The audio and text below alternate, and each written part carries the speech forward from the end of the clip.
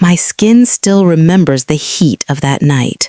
I was standing barefoot on frozen gravel, clutching my nightgown as orange flames swallowed the house I had lived in for 42 years. The wood cracked like screaming bones. My lungs filled with smoke even from the outside. Neighbors yelled, sirens wailed, but all I could hear was the sound of my entire life breaking apart. I wanted to run back inside. I could still see Frank's armchair by the window. I could still see the family photos lining the wall. I could still see Ross's old baseball trophy perched on the mantel. Everything I had built, everything I had loved, was burning while I stood there, useless, like a ghost watching her own funeral. I dialed my son, not 911, not the fire department, my son. Because at 65, after losing my husband, after surviving loneliness, grief, and endless quiet nights, I believed Ross was my last safe place. But what he said and what he did scarred me worse than those flames. Because fire destroys things, but betrayal destroys the soul. And I had no idea that worse than losing my house, I was about to lose my only child.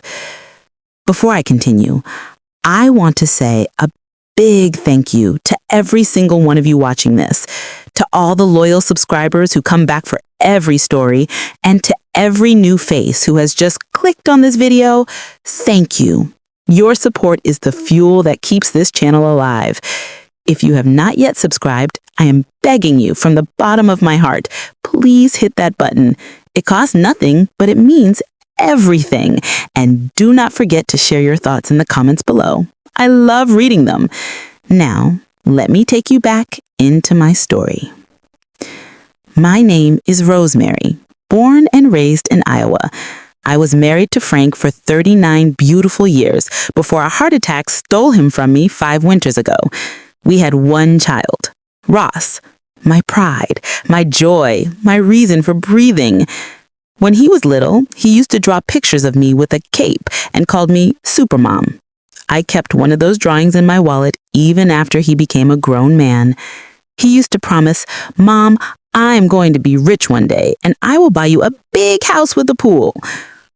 Well, life has a funny way of twisting promises. Ross married Gina 6 years ago, a tall, sharp-tongued woman with beauty that could freeze water. She never liked me much. She smiled, but her eyes were always calculating, like she was measuring how long she had to tolerate me. After the wedding, Ross called less. Then the visit stopped. Then the holidays stopped. I convinced myself he was just busy. Until the fire. Until I showed up at his doorstep that night at 2:13 a.m., engulfed in smoke and grief, wrapped in a blanket the firefighter had thrown over my shoulders. I knocked. Lights flicked on. The door opened. Ross stood there in silk pajamas, shocked. Behind him was Gina, and in her eyes I saw it.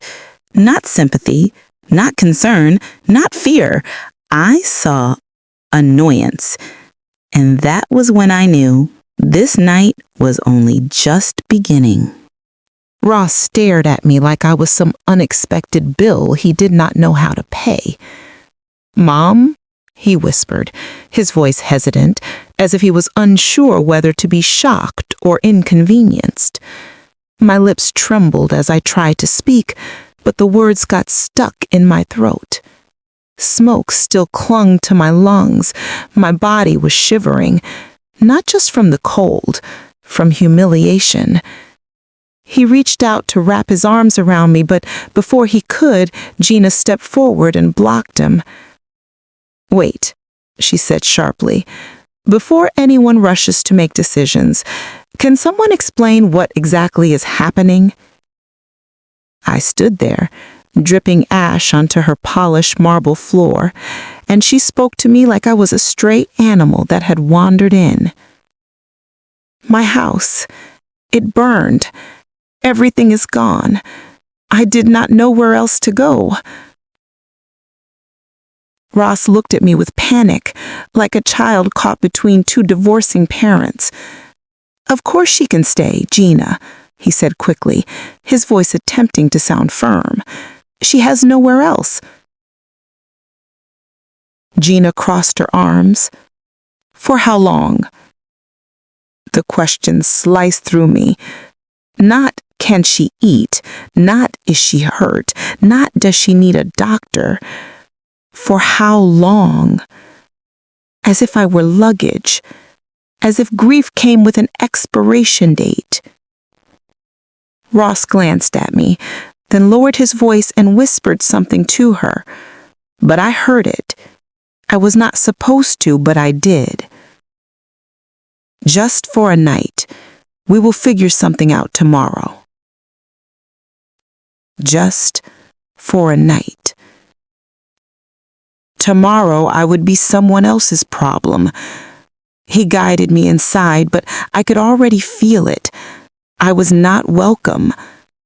They gave me a blanket and told me I could sleep on the living room couch. Their home was clean, modern, cold. Everything color coordinated. No family photos on the walls, no warmth. I sat down slowly, my body heavy, my hands still shaking. I could hear them whispering in the hallway.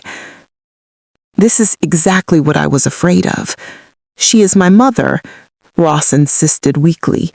"No, she is your responsibility, and responsibilities cost money." Each word landed like a slap. They were not arguing about love. They were negotiating how much I was worth. I cried silently, clutching the thin blanket like armor. I wished the flames had taken me. It would have hurt less than hearing my only child discuss me like an expense report. An hour passed, maybe more. I did not sleep. I just stared at the ceiling, listening to the hum of their air conditioner and the distant sound of their laughter behind a closed bedroom door. Finally, footsteps approached. Ross. He sat beside me, his voice soft. "Mom, please do not take what Gina said the wrong way. She is just practical. You know how she is." Practical. A new word for cold. I did not respond. I just looked at him. Really looked at him. This was not the boy who used to fall asleep on my lap. This was a man who feared his wife more than he loved his mother. He hesitated, then added, "Tomorrow morning, I will help you call your insurance. Maybe you can stay in a motel for a while until things get sorted out." A motel. Like a tourist. Like a stranger. Like I was not the woman who carried him in my womb, who scraped money together for his college textbooks, who skipped meals so he could have enough. I stayed quiet. Because if I spoke, I might scream. The next morning, I woke to the smell of coffee, but none for me. Gina was at the kitchen island, scrolling through her phone. She did not greet me. She did not look at me. Ross came downstairs in a rush. "Mom, I have a meeting. I will come back later, and we will see what options are available." Options. Even that word made me tired. I nodded. He left. Gina waited for the door to close before she spoke. "Look, I will be blunt. I do not do well with disruptions. I like order, routine, peace. If you stay here, that will not exist." I blinked slowly. She was not asking. She was telling. She placed her mug down and looked at me directly. I am willing to pay for 2 weeks at a motel. After that, you will need to figure something out. I stared at her. Then I whispered, "You truly do not want me here?" Her lips curled slightly. "Do not make this emotional. It is simply reality. We all have our places." She turned her back to me, and that was the moment something inside me broke. Not cracked, broke. And what she did not know was that someone else had heard our conversation. Someone I did not expect. Someone who was about to change everything. I did not wait for Ross to return. I could not bear to face him again, not after hearing how easily he let his wife put a price tag on me. I gathered the small things the firefighters had saved, a scorched purse, my phone, and Frank's old wedding ring that I had snatched from the ruins before leaving. I folded the borrowed blanket neatly and placed it on their couch, as if I were afraid to leave fingerprints. Then I walked out. No goodbye, no note, no tears, just silence. The cold Iowa morning bit into my skin as I stepped onto the sidewalk. I had no car, no home, no real plan. I just walked, one shaky step after another, until my knees trembled. And then I heard a voice behind me. "Mrs. Thompson, is that you?" I turned. Standing near a silver pickup truck was Evelyn, Ross and Gina's next-door neighbor, a woman in her early 40s with kind eyes and a worn denim jacket. I remembered her vaguely from past visits. She had always waved politely, nothing more. But today, her face was painted with concern. "What are you doing out here alone?" she asked. I tried to lie, tried to say I was just taking a walk. But before I could speak, my lips wobbled, my hands trembled, and suddenly I was crying like a child. "My house burned," I whispered. Without hesitation, she guided me into her truck.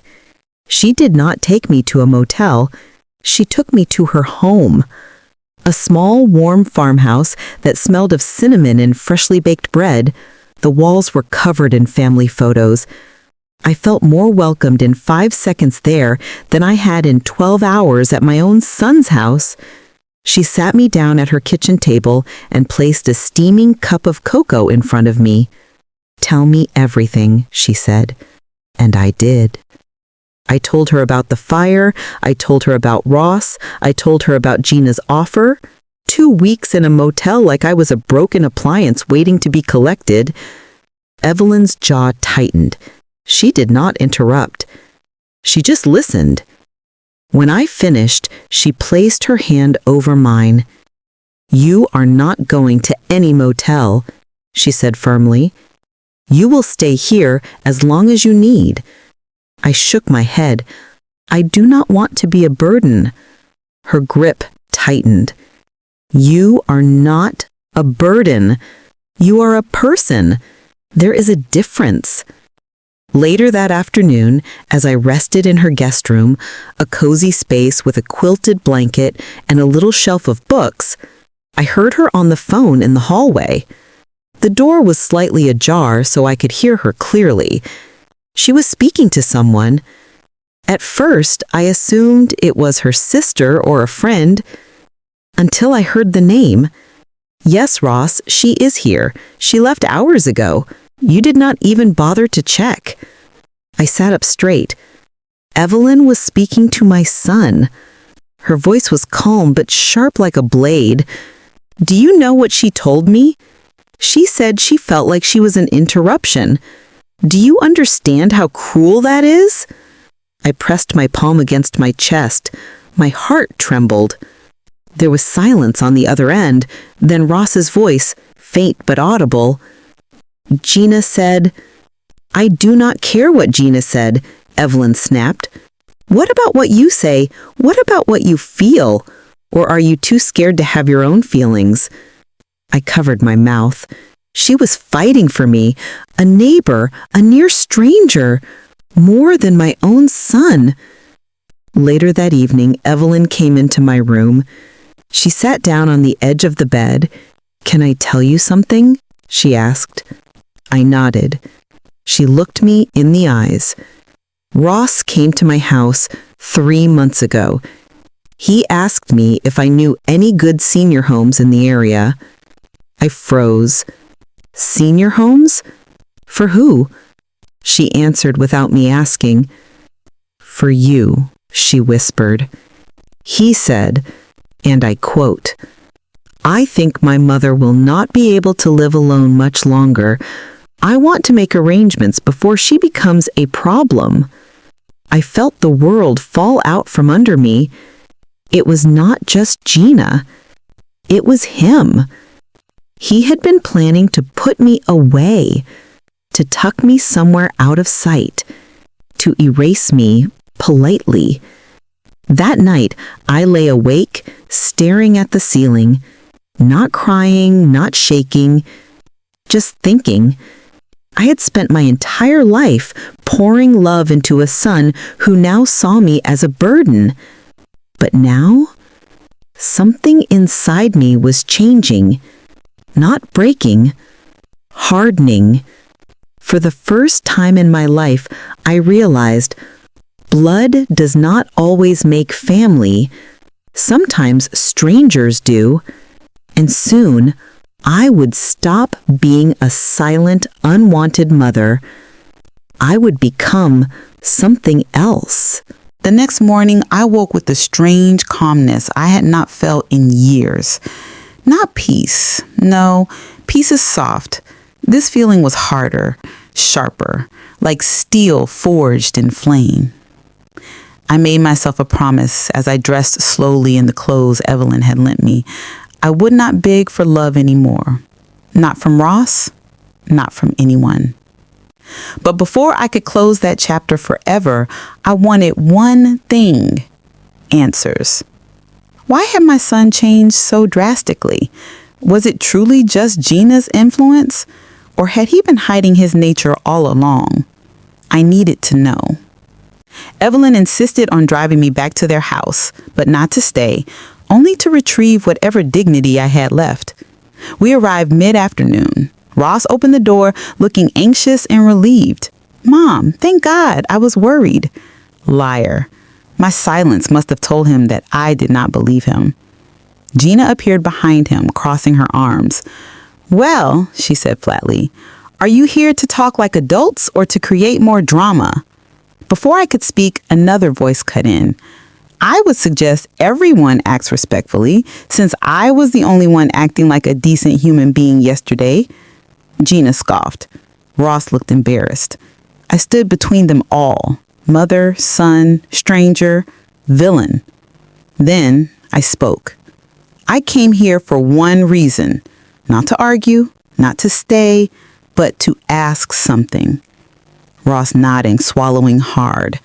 "Anything, Mom." "Did you know my house would burn?" He blinked, stunned. "What? Of course not." But his hesitation was too long. His eyes flicked sideways, toward Gina. My blood froze. I turned slowly to face her. She did not deny it. Her silence was too loud. "Gina, what did you do?" She rolled her eyes as if bored. "It was not supposed to spread that far," she said casually. Ross flinched. "Gina, what are you talking about?" She placed a hand on her hip. "The shed. I only meant to burn the shed. It was old and unstable, and she kept all that junk in there. I thought if it was gone, she would finally move out of that rotting shack and go to one of those senior places like we talked about." She shrugged, as if she had not confessed to arson, as if she had not tried to erase my life. Ross staggered back, horrified. You set my mother's house on fire?" Gina rolled her eyes again. Oh, do not act like you cared. You were the one complaining that she lived like a hoarder. You said, I never said to burn it. But you did not say not to. Her voice was venom. And then she turned to me. You should be thanking me. I was trying to help you. But some people only learn when life forces their hand. Silence. Heavy. Crushing. But not for long. Evelyn stepped forward. I am calling the police, she said coldly, and I am testifying to everything I heard today. Gina's expression finally cracked. You cannot prove anything. Yes, Evelyn replied, because I have been recording this entire conversation since you opened your mouth. She held up her phone. Gina froze. Completely. Ross just stared at her, as if seeing her for the first time. The police arrived within the hour. Statements were taken. Evidence was collected. Gina was arrested for arson and endangerment. Ross tried to speak to me as they placed her in handcuffs, but I held up my hand. No. He nodded, ashamed. Tears filled his eyes. I am sorry, Mom. But apologies are strange things. They only matter when they come before betrayal, not after. In the following weeks, I stayed with Evelyn while investigators processed the remains of my home. Insurance confirmed they would rebuild it fully. I was offered counseling, assistance, support, but the greatest healing came not from professionals, but from kindness, from a woman who owed me nothing, but gave me everything my own child did not. I still speak to Ross, but not as before. Our relationship is no longer unconditional. He's rebuilding my trust one step at a time. As for Gina, she will have time to think about what it means to destroy a life. Now I know this. Family is not always blood. Sometimes family is whoever runs towards you when the world is burning, not away from you. And to everyone listening, if this story touched your heart, I want to hear your thoughts. Tell me, what would you have done if you were in my shoes? Do you believe people like Gina can change? And should Ross be forgiven? Drop your comments. I will be reading every single one. Please like, share, and subscribe, because your support is the reason powerful stories like this can continue to be told. Thank you for listening.